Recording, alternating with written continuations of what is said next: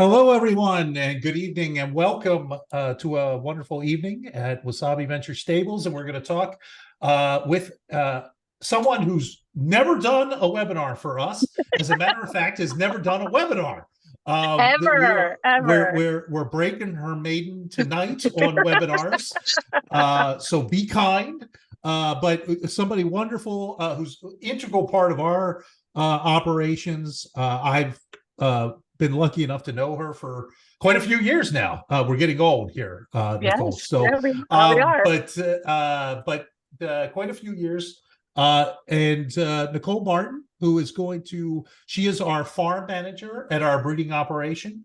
And so she gets to touch almost every broodmare we ever have and every Yeah, foal that we ever have. I think actually you probably have laid hands on every almost single every one. single one that Yep, we've ever had.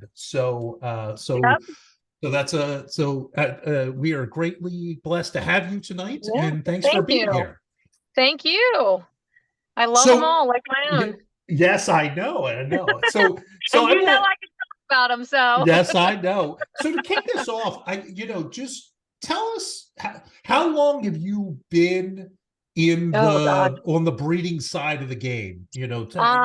Well, I graduated from college. I graduated from Wilson College in Chambersburg, Pennsylvania, with a Bachelor of Science in Equine and Equestrian Management.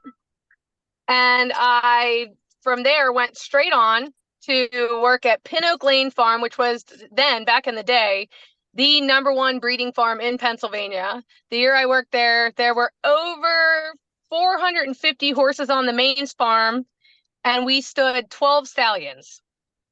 And Wow.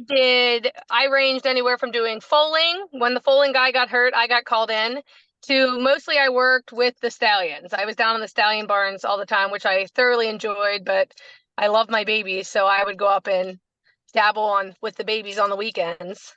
But that was back in 2008, and I worked there for 2 years. I kind of got away from it because the farm was kind of, I don't want to say it was cruel, but it wasn't my standard of how I like to take care of my horses. Not that I'm saying anything bad about him. He is a legend in his day. Dr. Solomon is. He's an amazing person. I learned so much from him, but I had to take a step back and get out of the breeding for a little while. And then in 2016 is when I came to St. Omer's and I got back into it. And they are the most absolute greatest people to work for. They care about every single one of their horses. Everything matters. And they just made me fall in love with it all over again. So I've been at Yes. St. Omer's for almost 7 years now. So what does a normal day look like for you? Like, first of all, when does it start? Do Because you? and we've had lots of trainers on, so we've talked Yes. about sort of the cycle at a training track or a cycle at a Yes. racetrack. What's a day like at a breeding farm? So do you want my whole day? Like my horses Yeah, included? yeah, let's do Um, it. I start my days, most days I get up about 5:15.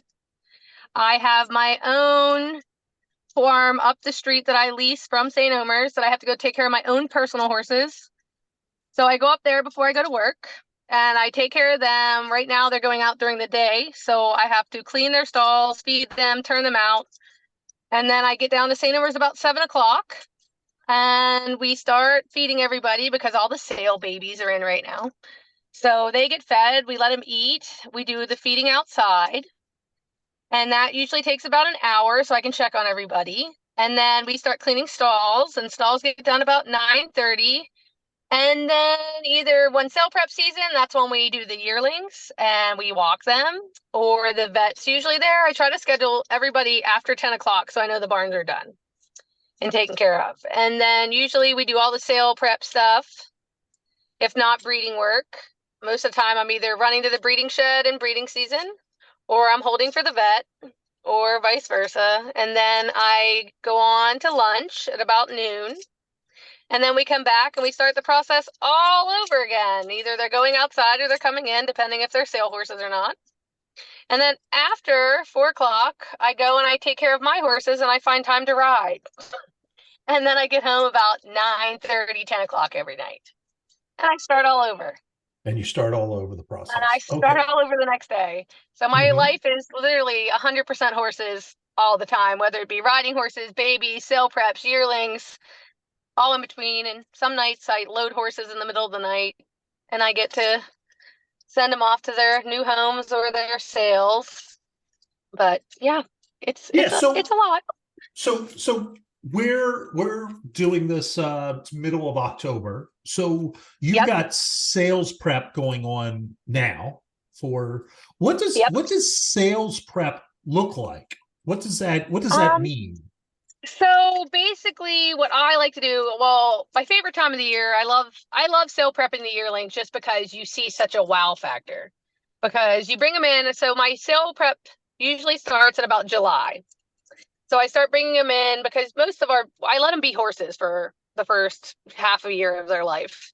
And they get to go out in their big herds. And then once I know they're sale horses, what I do is they get brought into stalls. And in the summertime in July, when it's hot, they don't ever see the light of day because I don't want them to get sun bleached and they don't like the bugs. So they're usually in from about 7:30 till I come back after work at 7 o'clock to turn them out at dark. So they don't get the bugs, they don't get the heat of the day. They get outside, which is different than most people that sale prep. Most of the sale preps get out for a couple hours a day. Mine get out most of the time until close to the sale, probably about 12 hours. Hmm. And then basically their whole diet kind of changes. Like I put them on a ration balancer, which is also for their top line, which gives them all of their essential amino acids, all the fat they can possibly have. They get bodybuilder, which is just an enrichment supplement. It's basically just really, really strong, like oh my God, my brain is going. Rice bran oil, and it makes them shine like a penny.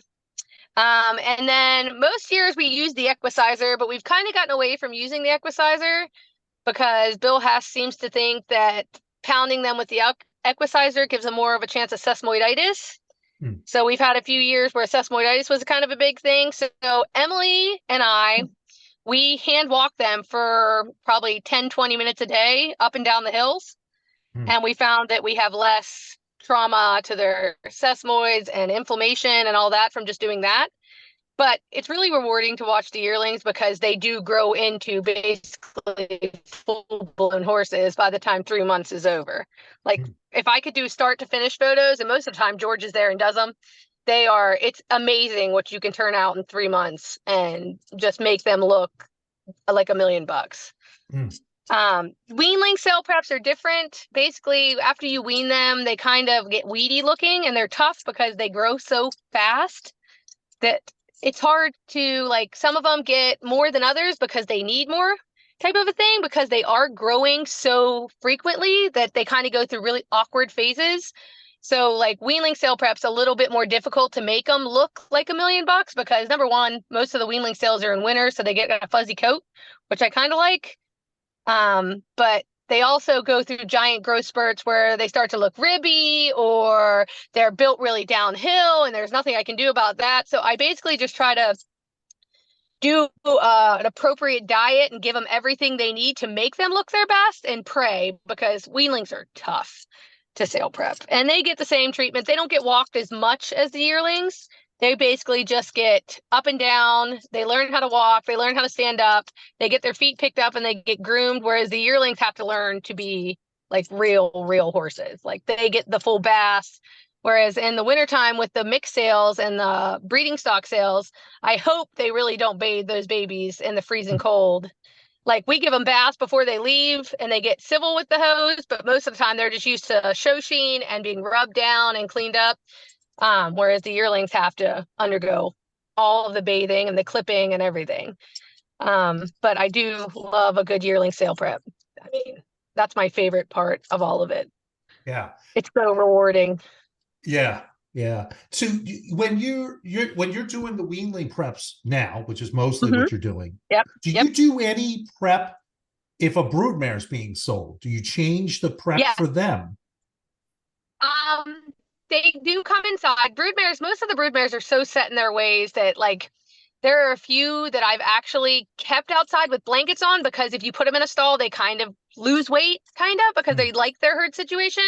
But like the sale preps I did last year with the broodmares, I bring them in, I teach them how to stand up, but they're kind of like, they're not as hard to prep as the babies because they're not really growing. Like I get them nice and fat and shiny, but the brood mares are a lot less work, I guess, unless you have a hard keeper that you're really trying to put weight on. But most of ours are fat as ticks. So they basically get shiny, they get a blanket, they get cleaned up, they get walked and stood up. But other than that, like brood mares are the easier end of it.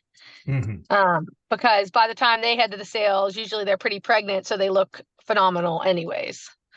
So how do you, knowing your love of the horse, and how do you and this is your first trickier question. How do you compartmentalize like that you're selling the horse, right? That you did all this work and you got them to that and then you sell it, but you know that's part of the game. How do you compartmentalize that? Well, I mean, it does bother me. Like there are a few a year. I cry at least over one every year that I get attached to. But usually by the time I have them super fit and right before the sale, I want them to leave because they're so wild and cooped up. No, I love them dearly, but I mean, I kind of think of it as they're going on to people that'll take care of them just like I do. That's my hope for them and the people that'll do best by them. That's how I convince myself that I'm okay sending them.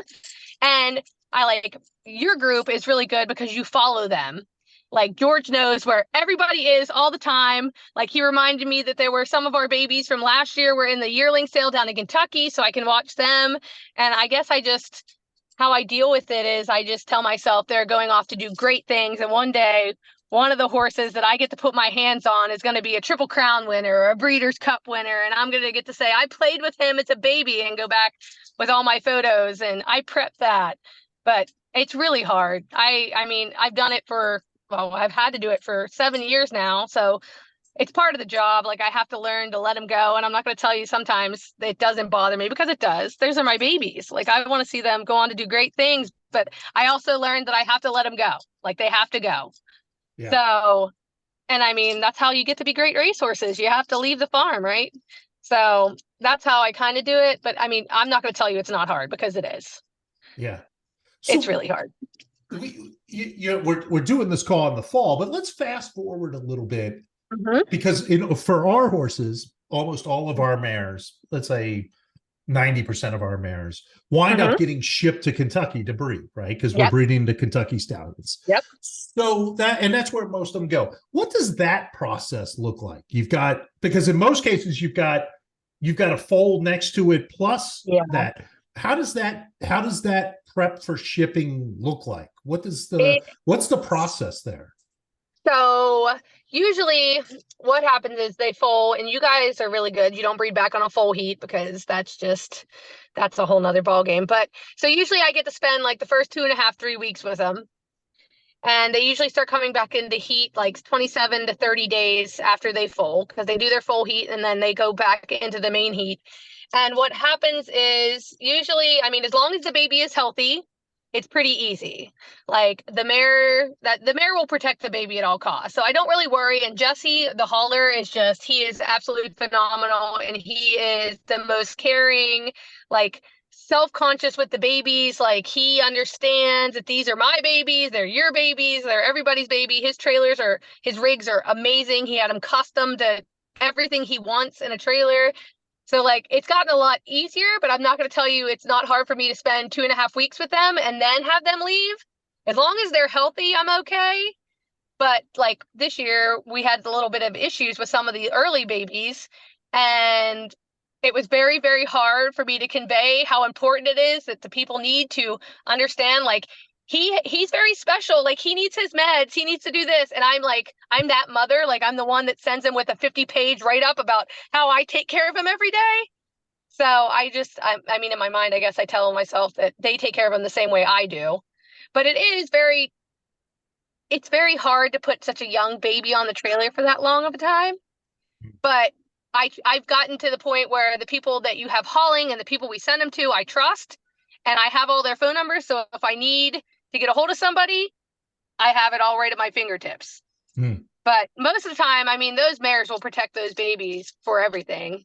So like, I don't worry about the trailer ride or anything like that. It's more along the lines of just making sure they're healthy enough to make the 8.5 hour, 9 hour trip to Kentucky.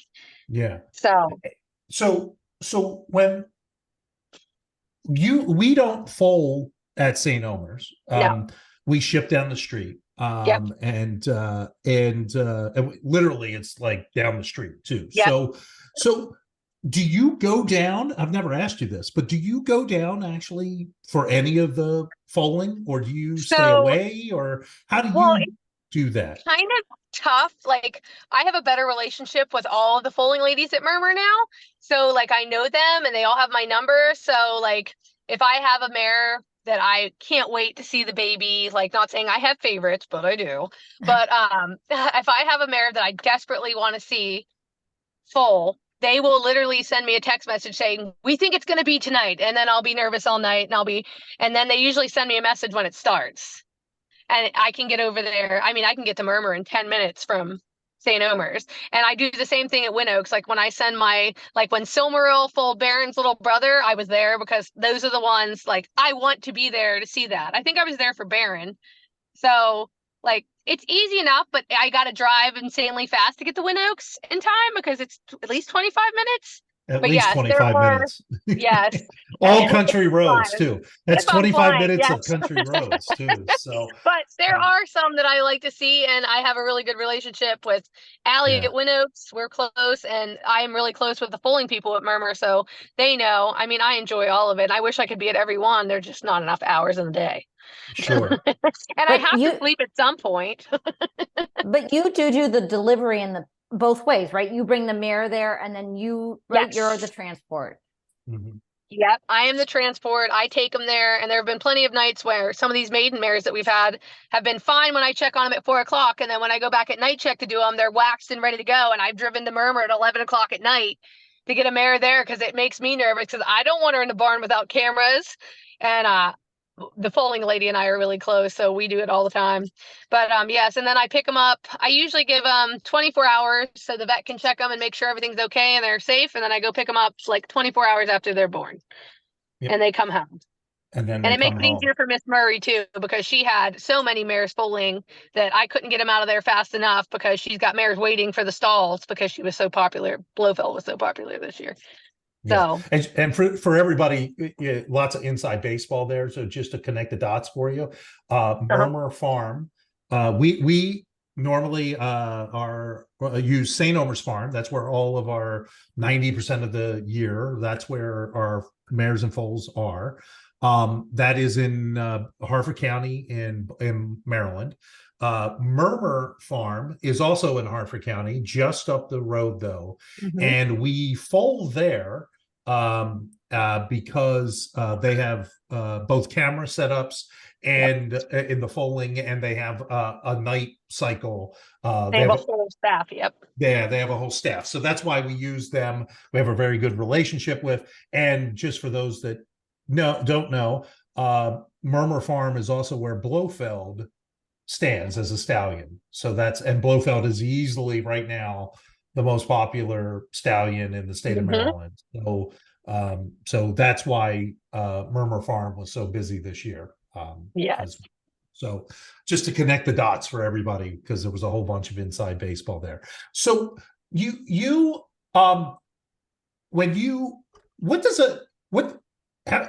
is your week 6 days, 7 days? How many? What's a normal work week? Well, basically I work 6 days a week. My only day off is Saturday. But I'm not going to tell you I'm not at the barn on Saturday because I come back and do all the night check on Saturday night because I live such a wild life. But I come back and do all the night check on Saturday night and make sure because I can't go to sleep until I've checked the barns. It's just one of my habits. Yep. So, and if I'm not there, if I go on vacation, Emily is basically my assistant manager.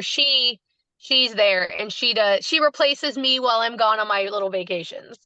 And Yep. Emily has been beyond helpful, and it's so nice to have someone that I can trust, knows how to take care of the horses like I take care of the horses. So you're 6 days a week. For those that don't understand, where do you live? I live on the farm. I live right down from the top big barn. I have it's an apartment. We started out when I first moved there that we had a house, and then we ended up selling the house and I moved into the apartment. But I live on the farm, so I am there 24/7, 375 days a year. So if anything goes wrong, I'm there. Yes, yes. That way. I'm not saying it's not that I don't like it. I really enjoy living on the farm. I mean, it makes my morning commute pretty easy. So, Yeah, and I don't have absolutely. snow days because I have to be there. Yes, yes. So, but no. You are always essential. Is as you know how they always give the Yes, non-essential people a day off. You're always on the essential list. That's yes, the problem. So always so on the essential list. so this is going to be a really tricky question for you too, because and one I don't know the answer to. So I would say over the last 12 months, we have significantly upgraded the pedigree of the broodmares that we've added. The much deeper families, Yes. different price points. Do you notice anything different in those broodmares, either physically or mentally, compared to, let's say, where we were 3 or 4 years ago? I would say they are much larger than taller wise, body wise. They are much bigger horses other than a few that I've met. Yeah. No, these are definitely a lot bigger, more broad brood mares, and the most of them, the new girls, all are like maiden mares. Hmm. So they are very, when they first got here, they kind of were very standoffish, like they didn't want you to touch them, and then they realized that when I come out to the field, I have a whole box of peppermints and treats on the golf cart. So now they're all love bugs and they want to be caught. The only one that I have, and I love her dearly, and I don't know why she doesn't like me. And it's not that she doesn't like me, she doesn't like to be caught at all, is gunslinging. Gunslinging does not like to be caught. And the only way you can catch her is if you take everyone out of the field and then you get her. She does not like to be caught. And I tell her all the time, you are a very important lady, so you need to stop. But no, they're much larger Yeah. physically wise, but Mhm. personality wise, they've all become really, really sweet, very personable horses. Like they want love all the time. So, And I know we've talked about this many times on visits to the farm. They're herd animals, so they even have like subgroups that they oh yeah, socialize with, right? oh There are yes, cliques, for lack of a better yes, word, right? yes. The broodmares especially, well, we don't have any geldings, but they're very funny. And basically the whole middle field, when you drive in the driveway, the field on the right is all your horses, and those are all your new horses. And I tried to introduce new weaned mares into that group, and they were so cliquey and stuck in their ways that I actually had to move the older mares out of the field because the young horses were being so mean to them that I was like, I can't do this to my old girls. They don't like this. So I have to put young, like more age appropriate horses in with them, because I call them the mean girls, because they're the mean girls. Like they have their group of 7 and that's all. Like they won't accept anyone new into their group. These mares are so funny. They form bonds like crazy. And I know, like the mares that we've had for years and years, like I know when I wean who I have to put with who, because if I don't put certain mares in certain fields, there is an uproar on the farm, and I eventually have to rearrange everyone because they are so cliquey and they form such great friendships with some of the horses. It's absolutely insane, actually, how much personality and cliquey they are. They are literally the mean girls. That's hilarious. But That's yeah. hilarious. So if you do, when it is there a part of the year that you like the most? I know you talked about sales prep but Yeah. it's a cycle, so is Yes. there a part of the year that you like the most? I mean, I love sale prepping and I love all the new babies. It's always so exciting, especially the ones like when we had Force to Pass and we took all the maiden mares to Force to Pass. Like, I couldn't wait till the next year when I got to see his babies hit the ground, because I was there through taking them to the breeding shed, through all their vet work, and then to see those little babies hit the ground. And I was like, I was a part of your life since we started. And it's just all the new babies. I'm excited every year to see all the new faces. It never Yeah. gets old. Ever, ever, ever. It will never Yeah. get old. So, To wait. yeah, no, I suppose if it does get old, you probably need to get a new job. Yeah, I I would need to, think yeah. probably, But I don't think you that's know, ever gonna happen. no, if you're working 6 days a week and Yeah. 14 hours a day, you better at least like what you're doing, I would say. Yeah, exactly. So, here's another put you on the spot question here. So Hmm. we have a whole bunch of weanlings going Yeah. to the sale over the next couple months, right? Hmm. Either the November sale or the January sale. Um, we have a bunch selling. Hmm. Is there one that you particularly think is going to draw the most buyer interest? I actually think there are two that I think, well, there's actually three that I think are gonna be the showstoppers.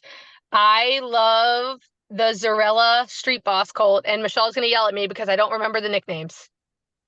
Oh, that's Zinfandel. Zinfandel, yes. He is going to be a drop dead gorgeous, stunning horse, and he is a tank right now. And I think he's just going to blow it out of the water. And then the two Frosteds, the Floral Hall Frosted filly is one of the most stunning horses on the farm. Like, she is everything you want to see in a weanling. Like, she's got the hind end is so powerful, her shoulder is just amazing, and she's so balanced already as a weanling. And usually they go through such ugly phases, and this filly has not gone through an ugly phase yet.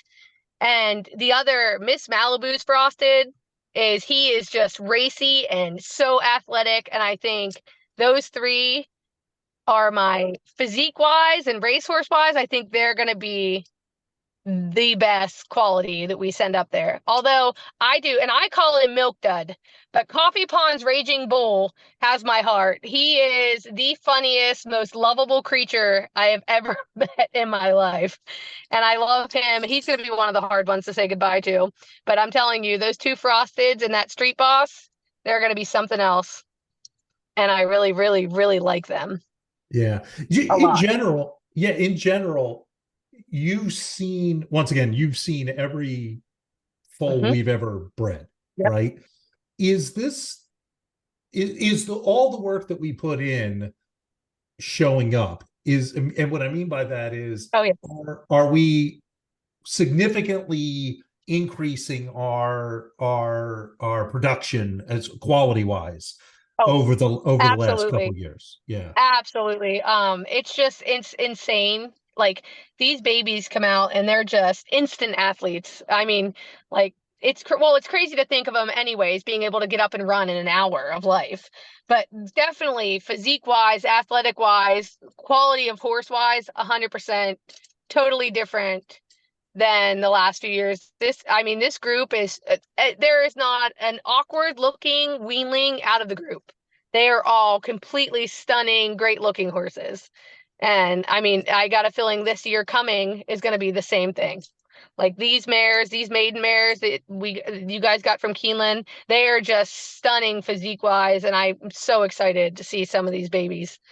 I mean, very, very excited. But yes, definitely an increase. I think, yes, all your work is paying off. All George's work, everything is, they are quality horses for sure. Super. Well, if you So think about it, the only yeah, horses I ever got to see before you guys moved in were Wygilias. So, that's like, true. Wygilias are not, and I love a good Wygilia, do not get me wrong. But for the first, like, 3 years I worked on that farm, all I got was Bay with a Star and boring. And to be honest, I'm not, and I love Wygilia, don't knock me, but his weanlings are kind of really ugly. Like, they go through these horribly awkward, ugly stages, and then they grow into these beautiful yearlings and beautiful 2-year-olds. But all I got to see was Wygilias. I never got to see the big Kentucky bred horses. And it's just, you guys have really blown it out of the water. That's great. What's yeah, I only have a couple more questions. If anybody has questions, feel free to throw them in the chat and I'll work them in. And and once again, for those of you who don't know, Nicole is actually sitting in the Parks racetrack parking lot because she was there to watch a Wygelia run, wasn't There it? were actually, his race had 5 Wygelias in it. There were 5 Wygelias in the one race, 2 of which were full brothers, and 3 of which St. Omer's Farm were breeders of. Yeah. So she's sitting there in the parking lot to do the call with us. So thank you for that. You're welcome. So, but Mike, this is my closing question for you, and unless we get some other stuff, what's the dream for you? Like, if I give you a blank piece of paper and say, okay, Nicole, make the dream job or role or my dream job. Yeah, what is it that you want to? I absolutely love my job. I love it. If I could change anything, I would want one more day off. Just so I have more time. Like, I like the horse show, and most of the horse shows are on Saturdays and Sundays, and it works out great on Saturdays. But a lot of times, some of the stuff I want to do is on Sundays, so that's tough. But I would also, I love riding my horses, and I love a good off the track thoroughbred, and I love the program Michelle and you started. And I would love to just be able to incorporate some riding horses into it, just because that's another one of my passions. But to be honest, like, my job, every day I wake up, I enjoy my job, because obviously I wouldn't keep going if I didn't. But like, it's very rare for that to happen, I guess, today, in the day and age today. But like, I literally get up every morning and there's not really one thing I hate about my job. There are days that it's very trying, and like, when things are sick or I know something's not going to work out the way I want it to, I get frustrated. But like, other than that, and most of the time, like, we catch things so early and we get on it so much, and I know these horses so well, so if they look at me sideways, I can figure it out.